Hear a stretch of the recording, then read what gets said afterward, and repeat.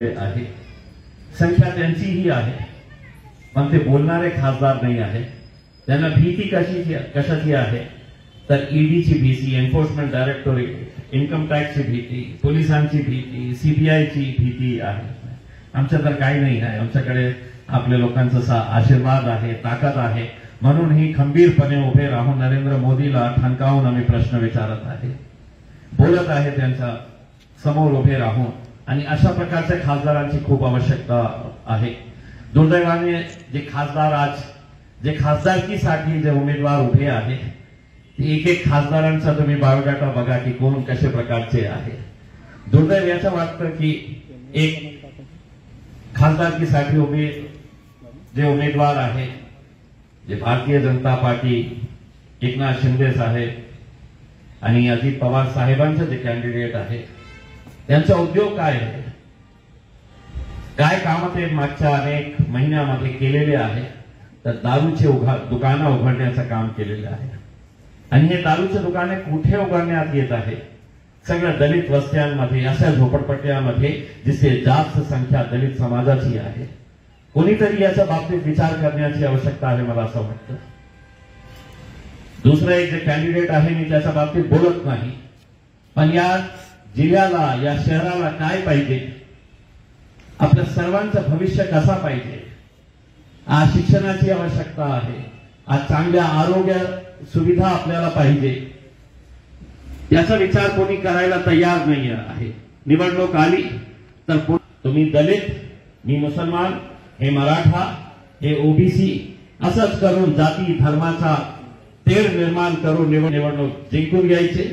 आणि मग 5 वर्षे कोणीही आपल्या समस्याकडे बघणार नाही, बघत नाही. हे कोणी का विचारलं नाही? मागच्या 20-25 वर्षापासून आपल्याला सगळ्यात जास्त त्रास कोणत्याही एरियामध्ये आपण गेलो, मी प्रचारासाठी कोणत्याही एरियामध्ये जातो तर माझी आई बहिणी माझ्याकडे एकच प्रश्न, पाणी कब मिलेगा, पाणी कब आएगा. म्हणजे आपण निवडणूक एकदा तरी आपण पाणीच्या मुद्द्यावर निवडणूक लढली असती तर नक्की याचा प्रश्न सुटला असता. एकदा तुम्ही जे लोक तुमच्याकडे मत मागायला आले होते, एकदा तरी तुम्ही त्यांना प्रश्न विचारले असते की हे समांतर नावाची कंपनी कुणाची होती जी आमच्या शहरावर लादण्याचा प्रयत्न करण्यात आला होता. अनेक वर्ष त्याच्यामुळे वाया गेले. 2014 मध्ये जेव्हा मी आमदार म्हणून निवडून आला, माझा एक भाषण आहे विधानसभेतला की ज्याच्यामध्ये मी सांगितलं होतं की हे काम आपण जे समांतर कंपनीला देत आहे, एक प्रायव्हेट कंपनी आहे. देशामध्ये कोणत्याही शहराचा पाणीचा ठेका एका प्रायव्हेट कंपनीला देण्यात आलेला नाही होता. फक्त हे कंपनी आमच्याकडे का आली होती? त्याचं कारण हे होतं की इकडची जी जनता आहे खूप सहनशील आहे. काही होऊ द्या, आम्हाला काही देणं घेणं नाही आहे. आणि इकडचे नेते मंडळी जे आहे ते काही पैशामध्ये ते मॅनेज होतात. पैसे दिले ते सगळ्या प्रकारच्या कोणत्याही कार्यक्रम तुम्ही आणा ते मॅनेज होता. म्हणून ही कंपनी इथे आली होती. कंपनी कोणाची होती? एकदा तुम्ही त्यांना विचारले असते तर तुम्हाला पाण्याची समस्या काय आहे आणि कशा प्रकारे हे निर्माण करण्यात आली होती याचं उत्तर मिळालं असतं. ही कंपनी होती भारतीय जनता पार्टीचे राज्यसभेचे सांसद सुभाषचंद्र यांची कंपनी होती. केंद्र सरकारकडून प्रेशर होता राज्य सरकारला की कोणत्याही परिस्थितीमध्ये हे ठेका त्यांना द्यायला पाहिजे, हे टेंडर त्यांना द्यायला पाहिजे होतं. सगळे लोक एक बाजूने होते. त्यावेळेचे सगळे आमदार, खासदार, मंत्री, अधिकारी सगळे लोक त्या कंपनीमध्ये पार्टनर झाले होते. मी एकटा होतो. मी ठणकावून सांगितलं होतं विधानसभेमध्ये की कोणत्याही परिस्थितीमध्ये मी प्रायव्हेट कंपनीला पाणीचा ठेका माझ्या शहराचा देणार नाही. सगळे नेते मंडळी एक साईडला होते, मी एकटा एक साईडला होतो. आणि जेव्हा देवेंद्र फडणवीस साहेबांनी मुंबईच्या मंत्रालयामध्ये एक मीटिंग कॉल केली होती याच्या संदर्भात, मी त्यांना स्पष्टपणे सांगितलं होतं इतकी चांगली कंपनी आहे, ज्या प्रकारे तुम्ही बोलत आहे की कंपनी खूप चांगली आहे, मग तुम्ही नागपूरला का ठेवून जात नाही त्याला? आमच्या शहरावर कशाला लादत आहे? आज जे पाणीची समस्या आहे हे कुठलीही गंभीर समस्या नाही आहे. नरेंद्र मोदी साहेबांना 8,000 कोटी रुपयाची एक नवीन पार्लमेंट बिल्डिंग बांधायची असेल तर ते 24 महिन्यामध्ये ते पूर्ण करता येतं.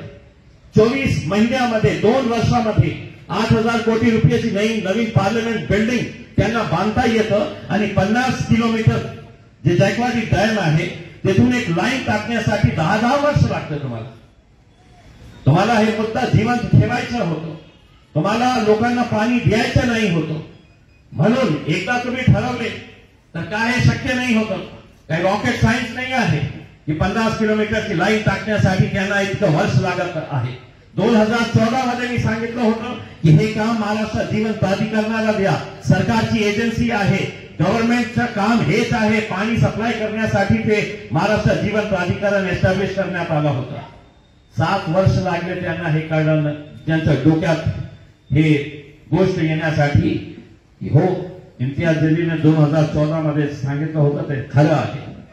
7 वर्षांनंतर ते काम कुणाला देण्यात आलं? महाराष्ट्र जीवन प्राधिकरणाला देण्यात आला. त्यावेळी किती टाक्या बांधायचे होते? फक्त 24 टाक्या आपल्याला बांधायचे होतं. आता ते अनेक वर्ष गेलेले आहेत, आपण 52 टाक्या तयार करत आहे.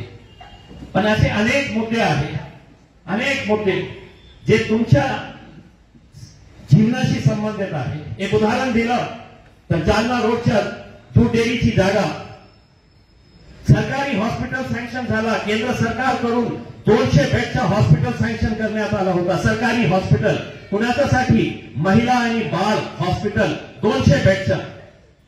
सरकार म्हणाली, प्रशासन म्हणाले की आमच्याकडे जागा नाही आहे. 7 एकर जागा पाहिजे होती, जागा नाही आहे स्पष्टपणे लिहून दिले होते. मग मी त्याच्या मागे लागलं, अनेक मीटिंग्स घेतले, कोणीही ऐकायला तयार नाही. मग सरकारी जमीन तुम्ही जालना रोडच्या दूध डेअरीची एका भारतीय जनता पार्टीच्या दिवंगत नेत्याला त्याचं स्मारक बांधण्यासाठी देत असेल तर हॉस्पिटलसाठी तुम्हाला जागा का मिळत नाही? म्हणून मी हायकोर्टामध्ये जनहित याचिका मी फाईल केली. हायकोर्टाला पटवून दिलं की माझ्या शहराला स्मारकाची गरज नाही आहे, हॉस्पिटल पाहिजे. आणि या गोष्टीचा अभिमान आपल्याला व्हायला पाहिजे की फक्त त्या जनहित याचिकेमुळे ज्या ठिकाणी एक स्मारक उभे राहणार होता एका नेत्याचा, त्याच ठिकाणी आता 400 बेडचे हॉस्पिटलचं काम सुरू आहे. 400 बेडचं हॉस्पिटल. मी आज खासदार आहे, उद्या राहणार नाही राहणार मला माहित नाही आहे. पण अनेक वर्ष लोक हे जेव्हा जेव्हा तिथून जाणार ते सांगणार की इथे एक स्मारक उभे होणार होता. पण या जिल्ह्याचा खासदार होता की ते स्मारक कॅन्सल केलं आणि त्या स्मारकाच्या जागी 400 बेडचं हॉस्पिटल. कुणाला त्याचा फायदा मिळणार आहे? सगळ्यात जास्त गोरगरीब लोक कुठे राहतात? कोण आहे? कोणत्या समाजाचे आहे? माझ्याकडे पैसा आहे तर मी प्रायव्हेट हॉस्पिटलमध्ये जाऊ शकतो, पण गोरगरीब लोक कुठे जाणार? त्याचा फायदा सगळ्यात जास्त कोणत्या समाजाला होणार असेल तर ते दलित समाज आहे, ते मुसलमान समाज आहे, ते एसटी समाज आहे, आदिवासी समाज आहे. त्यांना त्याचा फायदा मिळणार आहे. म्हणून मी आपल्या सर्वांना पुन्हा धन्यवाद देतो की तुम्ही मला संधी दिली होती मागच्या 5 वर्ष. आता मी मागच्या 5 वर्षामध्ये काय काम केलेले आहे? अनेक लोक हे प्रश्न विचारतील. अनेक लोक म्हणजे जे विरोधी पक्षातले आहे कि उसने क्या काम किया है बताओ करके. मैं जबानी नहीं बताऊंगा, मैं एक किताब बना रहा हूं. मी एक पुस्तक तयार करत आहे ज्याच्यामध्ये फोटोग्राफ्स आहेत. मी कोणकोणत्या दलित वस्त्यांमध्ये किती सभागृह बांधले, किती बुद्ध विहार बांधले, कोणकोणत्या एरियामध्ये काय काय काम केलेलं आहे ते सगळं फोटोग्राफ सहित ते पुस्तक मी काढत आहे. 2 दिवसानंतर ते पुस्तकाचं विमोचन होणार आहे. एक एक घरापर्यंत मी पुस्तक पाठवणार आहे. ते वाचा आणि तुम्ही समाधानी असेल तर माझा साथ द्या. फक्त माझी विनंती एक आहे की मागच्या अनेक वर्षापासून आपण जाती, धर्म, मजहब या नावाने आपण निवडणूक लढायचं. कोणी काम करत असेल तर त्याचा साथ द्या.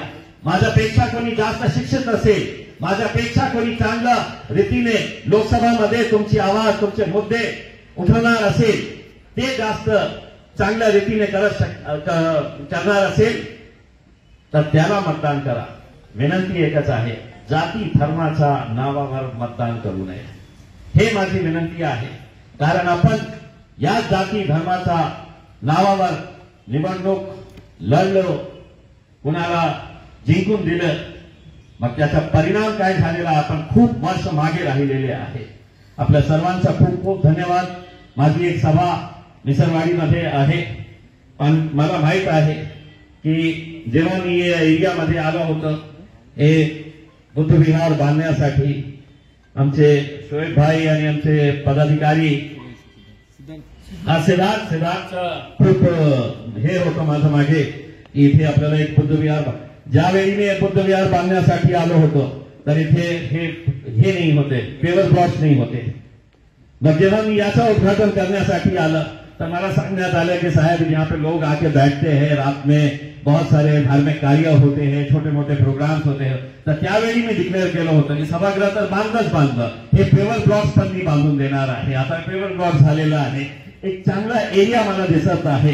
याचा अभिमान आहे, याचा आनंद आहे की ज्या लोकांनी मला संधी दिली होती त्या लोकांसाठी काहीतरी काम करण्याची मला संधी मिळालेली आहे. मी आपल्या सर्वांचा खूप खूप धन्यवाद देतो आणि रजा घेतो. जय भीम, जय भीम.